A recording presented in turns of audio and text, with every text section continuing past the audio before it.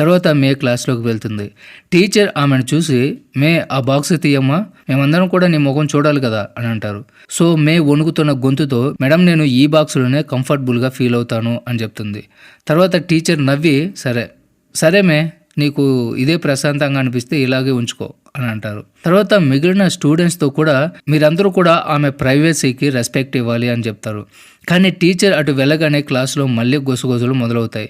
నవ్వులు, కామెంట్లు అన్నీ వస్తూ ఉంటాయి. చూడు బాక్స్ గర్ల్ మళ్ళీ వచ్చింది అంటారు. ముఖం చూపించట్లేదంటే ఖచ్చితంగా చాలా అందవికారంగా ఉండి ఉంటుంది అని కొంతమంది అంటారు. అయినా కూడా మే ఏమీ మాట్లాడకుండా వెళ్ళి లాస్ట్ బెంచ్లో ఒంటరిగా కూర్చుంటుంది. వెనక నుంచి మెంటన్ ఇదంతా చూస్తూనే ఉంటాడు. అతని కళ్ళల్లో కోపం, నిస్సహాయత రెండూ కనిపిస్తూ ఉంటాయి. తర్వాత మే క్యాంటీన్కి వస్తుంది. తన తమ్ముడు వ్యాను కోసం వెతుకుతుంది. కానీ అతను ఎక్కడా కూడా కనిపించడు. తను ఒంటరిగా ఒక మూల టేబుల్ దగ్గర కూర్చుంటుంది. నెమ్మదిగా తన లంచ్ బాక్స్ తెరుస్తుంది. కానీ అందరి చూపులు ఆమె మీదే ఉంటాయి. కొందరు నవ్వుతుంటారు,